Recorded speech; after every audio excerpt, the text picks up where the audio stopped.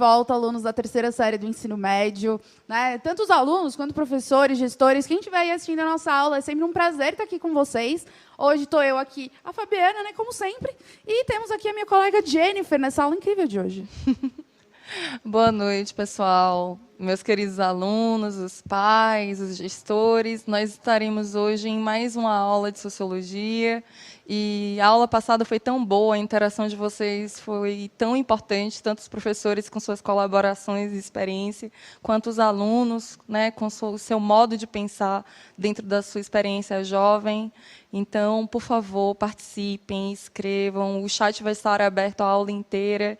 E hoje nós vamos falar sobre a estabilidade que está aqui no quadro, que é estabelecer uma reflexão sobre o significado e a importância do movimento feminista na luta pelos direitos das mulheres. Esse é um tema extremamente importante para todos nós e é muito desejável que nós possamos pensar juntos sobre essa questão do movimento social, né? E o quanto que as lutas sociais estão relacionadas com a conquista de direitos. E como essa conquista de direitos não se refere apenas à lei, se refere também à cultura. E como a cultura exclui determinados grupos em relação a outros. Então, tanto homens quanto mulheres, né, todos nós juntos precisamos pensar como a história tratou a inclusão das mulheres enquanto sujeitas, enquanto seres sociais. E, para isso, nós vamos começar com uma pergunta, né? Uma pergunta para refletirmos juntas. E a pergunta é a seguinte: você sabia que, no Código Civil do começo do século XIX, a mulher casada precisava de autorização do marido para trabalhar? Em nosso cotidiano, situações como essa ainda se repetem? Será que a conquista dos direitos das mulheres tem relação com o movimento feminista? 2 minutinhos para vocês contribuírem.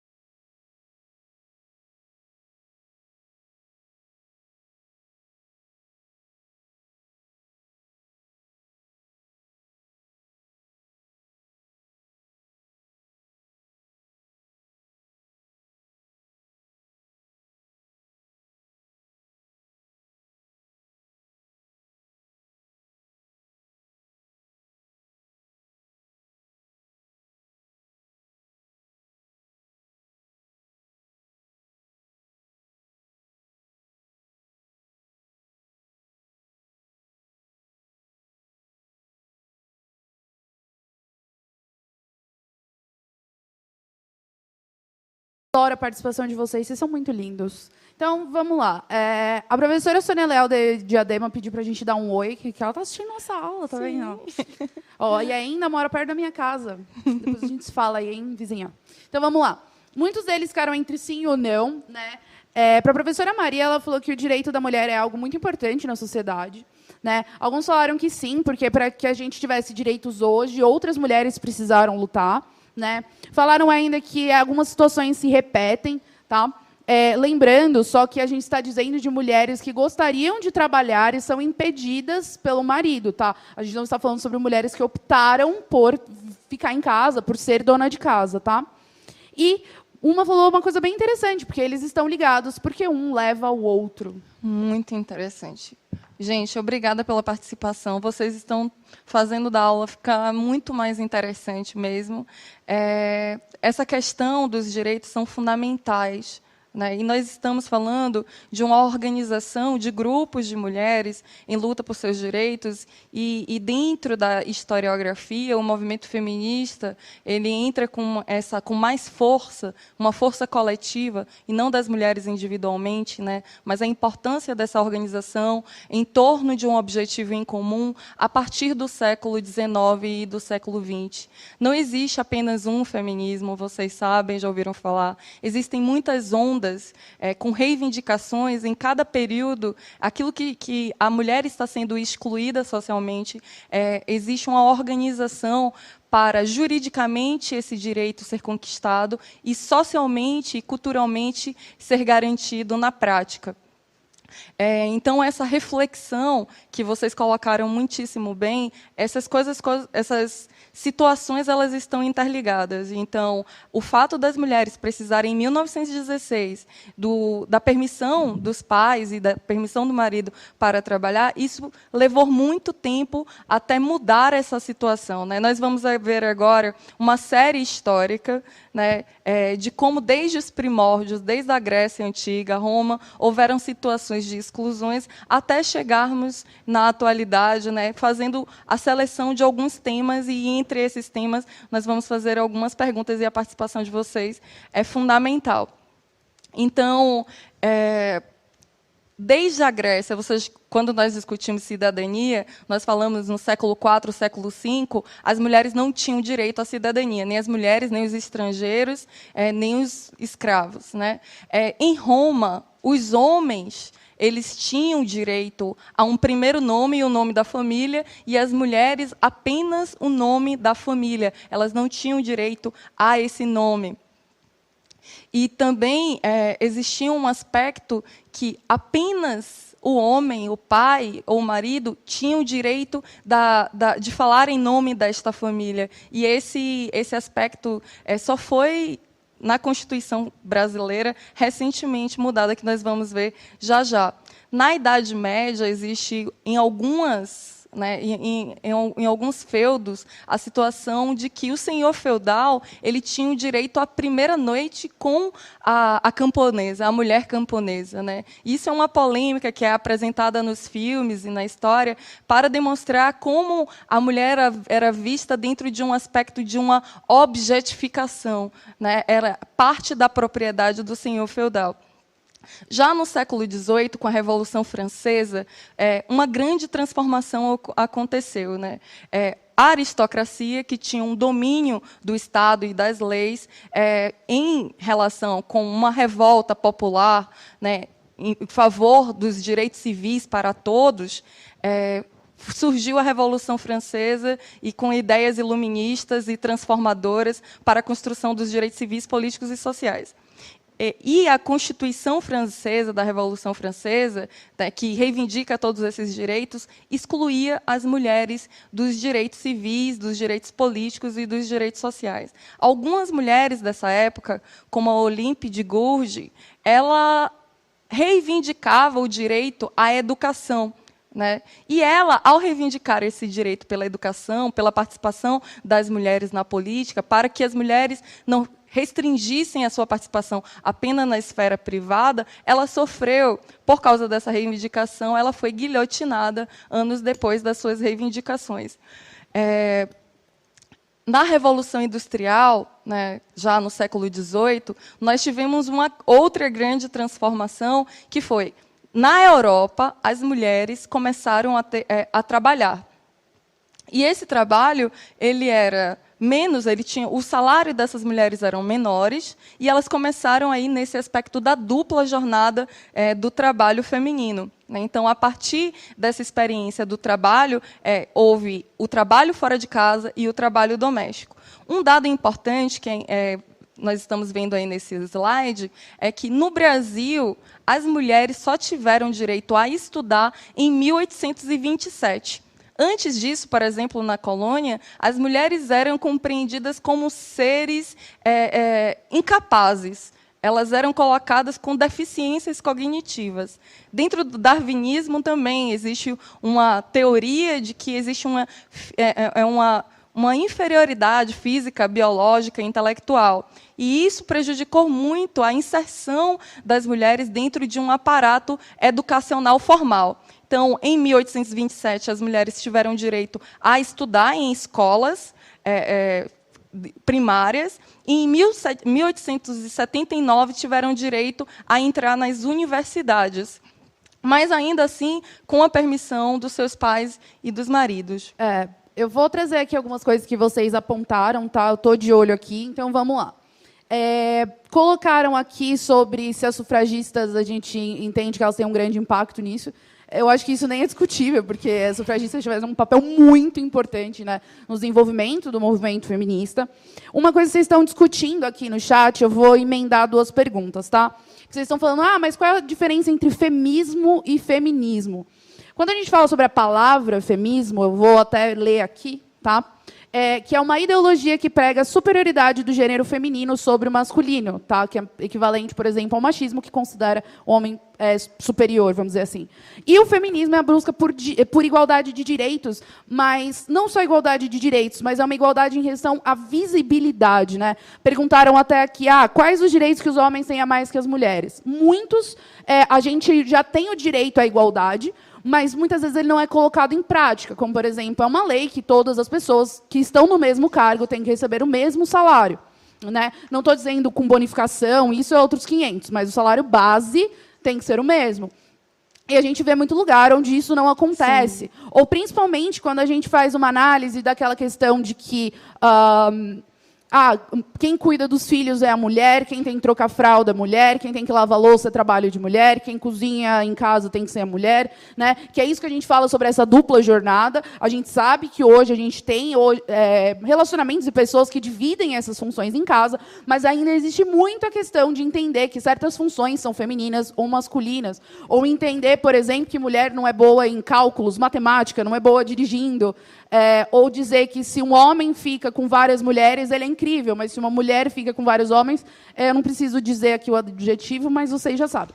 Bom, né? Então, é essa comparação, tá? Não é só direito na lei, mas é também a visibilidade que a mulher tem na sociedade, ser igual. Sim, e nós estamos tratando desses aspectos mais históricos, mais antigos, para ir fazendo uma reconstituição, uma retrospectiva. Já já nós vamos falar mais sobre esses aspectos da atualidade, e o objetivo da aula é a gente perceber essas exclusões e pensarmos como essas lutas das mulheres já existem há muito tempo e quanto nós temos hoje mulheres, né, o direito à educação, o direito ao trabalho, o direito à herança, o direito a fazer uma conta no banco, tudo isso está relacionado a esse conjunto de lutas que fazem parte da história. E aqui eu vou colocar para vocês, no século XIX, vai entrar na tela, é um relato de um diálogo entre duas mulheres que uma visitante francesa ela conseguiu acompanhar. E a mulher brasileira ela diz o seguinte: se a senhora soubesse como somos infelizes, no caso as mulheres brasileiras do século XIX, porque li nos livros franceses que as senhoras francesas saem sós e recebem suas amizades como lhes agrada. Nós, nunca. Né? Nossos maridos são de tal modo ciosos que até nos proíbem de chegarmos às janelas e nos punem junto com nossas escravas caso desobedeçamos. Então, assim, o que esse referencial histórico ele está querendo dizer? Está falando que as mulheres eram destinadas às mulheres o mundo privado, doméstico da casa, e a sua colocação pública, a sua saída na rua era fiscalizada por escravos, e elas não conseguiam nem chegar perto das janelas. Nós vemos isso retratado nas novelas e nos filmes, como essas mulheres, né, tidas, as mulheres brancas, faziam parte da aristocracia, da nobreza do Império, elas estavam impedidas de vincular, né, autonomia em relação ao seu direito de ir e vir. Já depois, né, da Revolução Francesa, esses pensamentos liberais, tudo isso foi extremamente importante. Vimos o direito das mulheres à educação. Em 1915, foi a primeira vez que uma mulher teve o direito à liberdade de abrir uma conta, por exemplo. Nós estamos aqui. Em 1932, nós tivemos a promulgação do Código Eleitoral e que, pela primeira vez, as mulheres tiveram direito ao voto. Mas vejam bem, em 1932, as mulheres tiveram direito ao voto, mas nesse período nós ainda precisávamos, as mulheres da época, no caso, ainda precisavam da autorização dos seus maridos e dos seus pais para votarem. Só na década de 40 as mulheres, de fato, iam livres, né, para exercer o seu direito de voto. Uma coisa interessante é que, no período do Estado Novo, as mulheres foram proibidas de praticarem esportes. As mulheres não tinham o direito de participar de esportes e, enfim, tinham que algumas até tentaram, colocando nomes masculinos para participar, mas não conseguiram.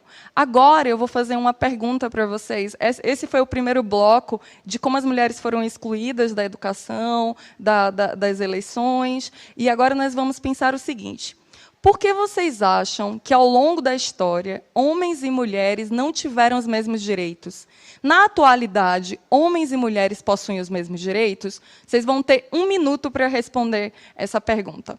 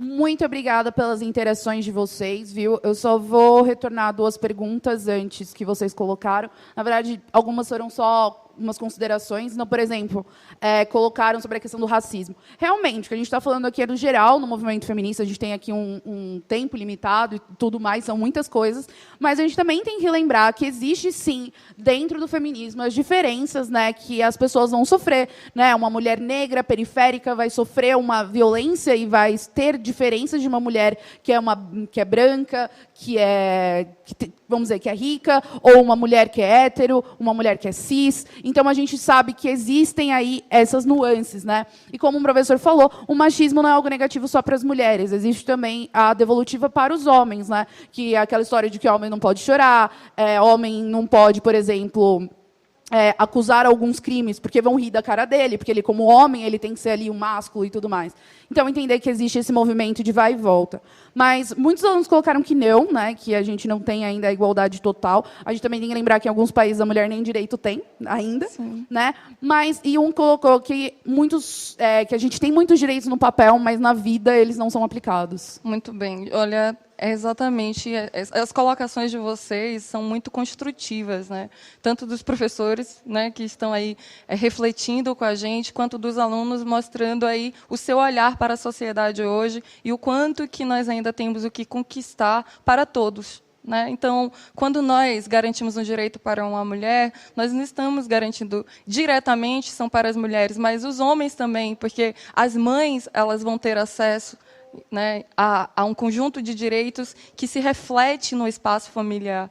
Né? Nós temos um conjunto de nós precisamos assegurar a integridade física das mulheres, mas nós vamos falar isso na próxima aula, sobre a questão da violência. Nesse momento, nós estamos refletindo sobre essas questões das ausências dos direitos e o porquê desse movimento, da luta pela garantia dos direitos, é tão fundamental. Então, a partir agora nós vamos falar como esses direitos foram reivindicados ao longo da história, né, como o Brasil ele começou a assinar vários acordos internacionais para a garantia dos direitos, como essas mulheres brasileiras lutaram pelos direitos. Por exemplo, a Berta Luz é uma bióloga extremamente importante, que foi extremamente importante para o direito ao voto. Em 1945, a igualdade entre homens e mulheres foi reconhecida num documento internacional da Carta das Nações Unidas. Em 1951, a Organização Internacional do Trabalho, né, produziu um evento para discutir sobre a igualdade salarial, a igualdade das condições de trabalho entre homens e mulheres. Em 1962, houve uma elaboração, né, da Constituição brasileira, e foi refeito o Estatuto da Mulher Casada. E, nesse momento, as mulheres não precisavam mais da autorização dos maridos para trabalhar. Elas ganharam, né, conquistaram o direito à herança e também a guarda, tiveram o direito à guarda dos seus filhos. Em 1975, foi considerado a década da luta pelos direitos das mulheres. Foi feita uma Conferência Mundial dos Direitos das Mulheres no México. Isso foi muito importante para refletir internacionalmente sobre a questão das exclusões das mulheres no trabalho, na educação, a igualdade salarial, que ainda não acontecia. Em 1979, nós tivemos a primeira mulher a ocupar um cargo político no Brasil. E é importante aqui colocar esse dado, que o direito ao trabalho não garantiu a equidade, a igualdade salarial entre homens e mulheres. Segundo dados do IBGE de 2018, as mulheres ganham 20,5% a menos que os homens para desempenharem as mesmas funções. Vejam, esse é um aspecto de que, apesar de legalmente nós temos a igualdade, culturalmente nós ainda não temos essa efetividade. Na década de 80, no Brasil, foi criado centros de autodefesa, né, em relação ao número de violência doméstica contra as mulheres. Em 1985, foi a primeira delegacia dos direitos das mulheres. Na Constituição de 88, surgiram várias garantias. Uma dessas garantias das mulheres, e foi uma luta das deputadas da bancada feminista para incluir os direitos das mulheres nessa construção da legislação brasileira. Por exemplo, os direitos relativos à licença maternidade, os direitos relativos à igualdade em relação ao cumprimento, a compreensão de que uma família é formada também pelas mulheres e seus filhos. Em 96, foi incluído cotas para as mulheres participarem da vida política. E, em 2006, foi sancionado a Lei Maria da Penha. Vocês conhecem, nós vamos falar melhor na próxima aula, mas a Lei Maria da Penha, uma professora que sofreu vários assédios pelo seu marido, e ele deu um tiro nela, ela ficou paraplégica, e aí o Brasil foi condenado pela Corte Interamericana de Direitos, e aí o Brasil, em resposta a essa condenação, por não garantir a segurança das mulheres no território brasileiro, fez a Lei Maria da Penha. Eu acho que só um adendo é a gente entender que assim, a legislação para a mulher ela existe em alguns lugares do mundo, mas ela só existe quando ela é necessária. Em alguns países onde essa igualdade já é muito clara socialmente, a existência dessa lei é desnecessária, então ela não existe. Mas em países onde ainda existe muita essa desigualdade entre homens e mulheres, essa lei tem que existir, que é justamente aquilo que a gente falou, né? Às vezes a gente precisa ali para dar um pé de igualdade. Só duas coisas que vocês... Aliás, três coisas que vocês colocaram aqui, bem rapidinho. O que é você ser cis? Cisgênero é alguém que se identifica com o seu sexo biológico de nascimento. Então, eu nasci biologicamente uma mulher e eu me entendo como mulher. Aí a gente tem a transexualidade. A outra coisa, muitos de vocês estão falando no chat, desculpa por ser homem, mas desculpa pelo quê? Né? Justamente, a sociedade é composta por homens, mulheres, trans, tem muita gente. A questão é que, quando a gente fala sobre o movimento feminista, a gente não está falando sobre você exclusivamente, você, homem, fulano de tal. O que a gente está falando é sobre toda uma estrutura na sociedade que acaba colocando sempre na nossa cabeça o fato de que a mulher é sempre sensível, a mulher é sempre frágil, a mulher gosta de rosa, de florzinha. Na verdade, essa estrutura. Mas a gente não está apontando e falando, não, todos os homens. Não precisam se desculpar por ser homens, né? A gente também precisa de vocês. E é uma via de mão dupla, tá? E, por último, falaram sobre o alistamento, né? O alistamento obrigatório. Desculpa se eu estiver errada, porque eu li essa notícia já faz algumas semanas, tá? Mas isso me lembrou. Então, se eu estiver falando alguma coisa errada, eu peço desculpas. Mas o Exército liberou algumas semanas atrás, o alistamento de mulheres para a infantaria. O que acontece? Antigamente, as mulheres que iam para o Exército, por opção própria, normalmente elas ficavam mais ou em cargos de comando ou fora ali da infantaria, né? Que é justamente o pessoal que vai lá para os campos, que mexe com as armas e tudo mais. Foi mês passado, talvez, é uma notícia bem recente, que foi liberado, né, as mulheres agora participarem da infantaria. Então, quando a gente fala sobre alistamento obrigatório, a gente também tem que entender que existe essa questão de uma diferenciação de que, não, homem vai lá para o campo de guerra e a mulher não pode, fica no campo administrativo. E isso é algo histórico, não são os militares hoje que são machistas, né? Às vezes a gente coloca ali uma situação social apontando o dedo, não, você é machista, mas não é uma estrutura. Então, é por isso que a gente discute essa estrutura com todo mundo, porque existem mulheres também que acabam reproduzindo, né, esse sistema cultural. Existem mulheres que reproduzem esse sistema machista como homens, então é justamente a gente pensar no âmbito social. E o particular é a gente pensar se as nossas atitudes estão excluindo essas mulheres, né, estão denegrindo elas, estão colocando elas num espaço de inferioridade, ou se a gente está tratando todas as mulheres ao nosso redor num nível de igualdade, né? Sim.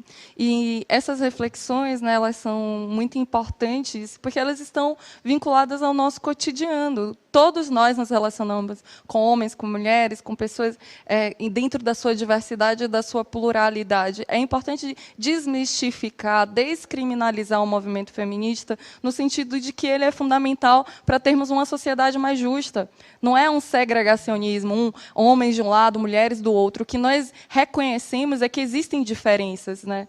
Homens e mulheres, biologicamente, a questão do sexo, existe uma pequena diferença, mas, constitucionalmente, nós temos direitos iguais. E, quando o movimento feminista surge, não é para dizer que não existe diferença, é para dizer que, apesar dessas diferenças, os nossos direitos são iguais, constitucionalmente, formalmente, precisam ser garantidos.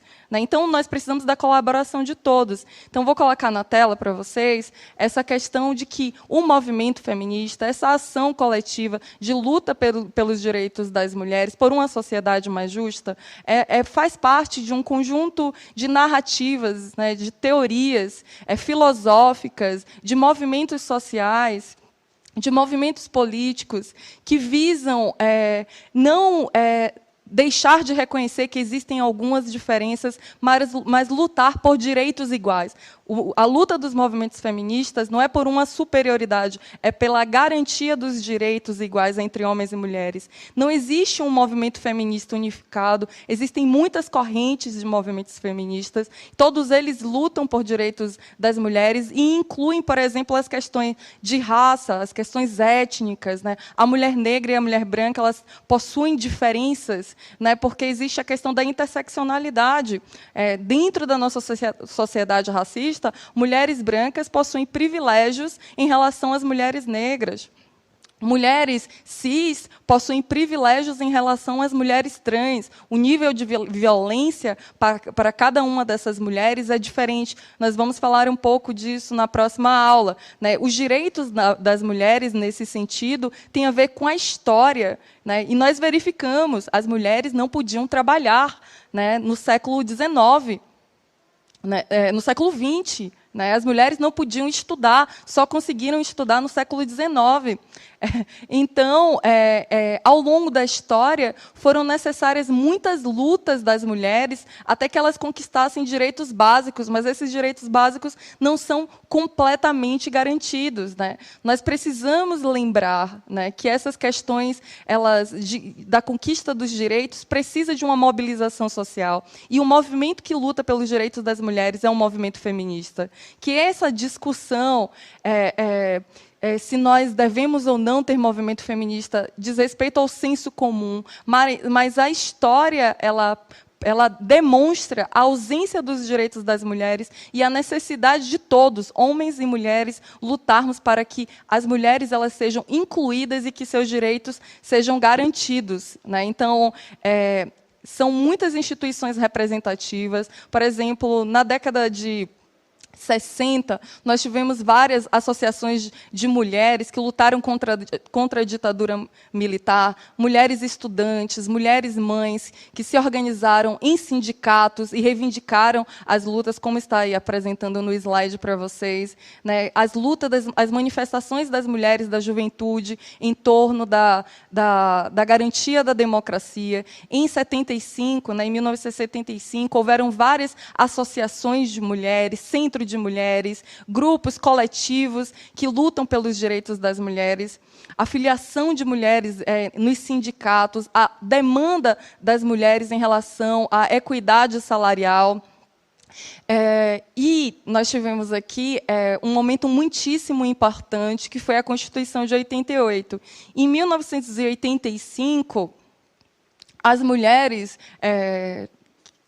deputadas, né, que faziam parte do Congresso e que estavam ali na Constituinte, na elaboração dos direitos das mulheres, fizeram uma carta para os deputados, né, para aqueles parlamentares que estavam construindo as leis máximas do país daquela época, e elas criaram uma campanha que dizia: Constituinte para valer, tem que ter palavra de mulher, tem que ter palavra de mulher nessas leis que estavam sendo elaboradas.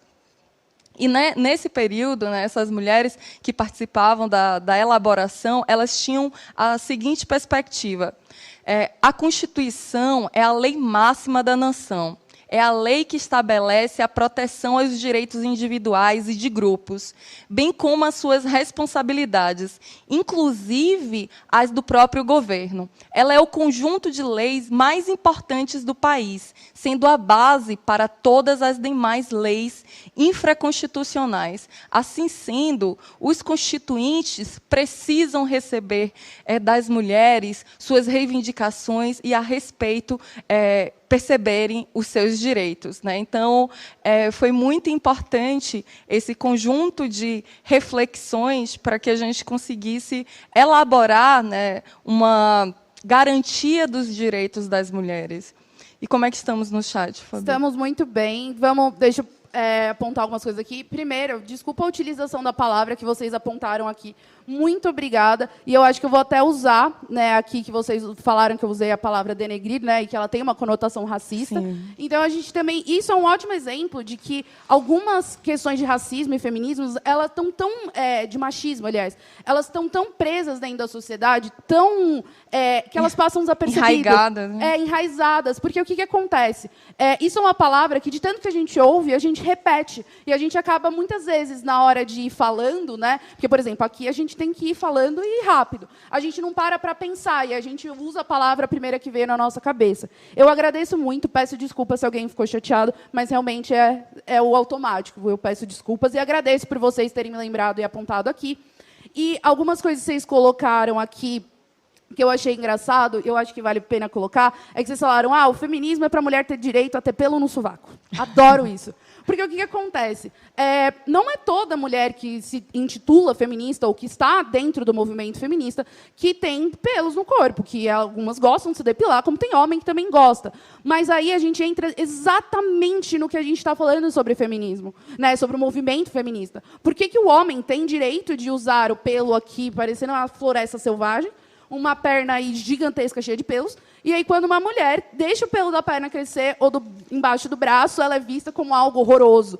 Tipo, qual é o sentido? Então, por que você tem o direito de fazer isso, mas eu não tenho? Né? Por que eu tenho que lidar com um homem que tem pelos, mas um homem não pode lidar com uma mulher que tem pelos? Tá? Estou falando eu, mas é no sentido das pessoas. Né? Então, é socialmente aceito isso, mas para a mulher não é. E por quê? Né? O que diferencia o fato de eu ser mulher e de você ser homem sobre as coisas que a gente faz? Então, ninguém está dizendo que se você gosta de se depilar, né, você não deva continuar fazendo, mas se isso é uma obrigação, por que você está sendo obrigado a fazer isso, sendo que outras pessoas não são obrigadas? E essa conversa que vocês colocam sobre a questão dos pelos é muito interessante, porque diz respeito à cultura. E nós estamos discutindo aqui juntos, refletindo com as contribuições de vocês, que a questão das desigualdades entre homens e mulheres na nossa sociedade tem um aspecto que é dentro dessa estrutura histórica, aquilo que foi permitido, a concepção de que mulheres tinham intelectualidade inferior à dos homens, como elas não eram capazes de estudar engenharia, matemática, e como isso, a partir dos conhecimentos científicos, né, das reflexões críticas, essas ideias da cultura, do senso comum, elas foram caindo. Tanto é que nós temos legalmente direitos iguais e ainda nós estamos juntos, homens e mulheres, lutando para que as mulheres não sejam excluídas, para que não sofram violências, para que não precisem, ainda como nós vimos na Constituição, né, na Constituição de 1916, pedir autorização dos maridos para trabalhar, como nós vimos também que as mulheres não tinham direito ao voto, só conquistamos em 1932, como nós vimos que as mulheres não podiam participar dos esportes. Né? Hoje nós temos aí exemplos de pessoas extremamente capazes, mulheres capazes que fazem parte do esporte, e nós não tínhamos o direito a participar da política. Nós estamos falando sobre questões concretas, né? Sobre essa dimensão dessas desigualdades que nós vivemos. Então, nós precisamos dos homens nessas lutas. Nós não estamos propondo nenhum tipo de distinção, de superioridade. Nós estamos pensando juntos, né, elaborando uma reflexão sobre a importância do movimento feminista e a importância dos homens, pessoas de todas as idades, mulheres brancas, mulheres negras. E essa dimensão, por exemplo, na década de 60, as mulheres que lutavam pelos direitos civis nos Estados Unidos começaram a refletir que as mulheres negras elas não tinham os mesmos direitos que as mulheres brancas. Porque quando a primeira onda dos movimentos feministas, né, no século XIX e XX, conquistaram, por exemplo, o direito ao voto e o direito ao trabalho, quem ficava tomando conta dos filhos das mulheres brancas eram as mulheres negras. E quem ficava cuidando dessas crianças, das mães negras que trabalhavam na casa das pessoas brancas que tinham condições. Então, assim,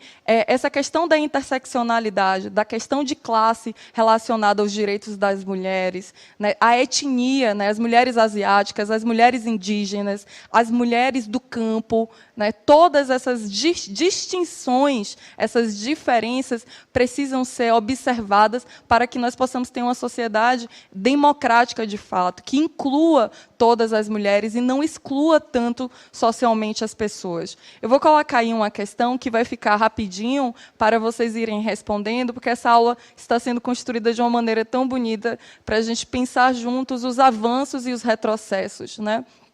Diante de tantas desigualdades de direitos entre homens e mulheres, como vocês observam que as mulheres conquistaram os seus direitos, né? Apresentando essa história para vocês, e de que maneira todos nós, homens e mulheres, podemos, juntos, buscarmos conquistar esses direitos que ainda não foram garantidos, por exemplo, como a equidade salarial. Eu vou dar 30 segundinhos para a gente ir finalizando aqui a nossa aula.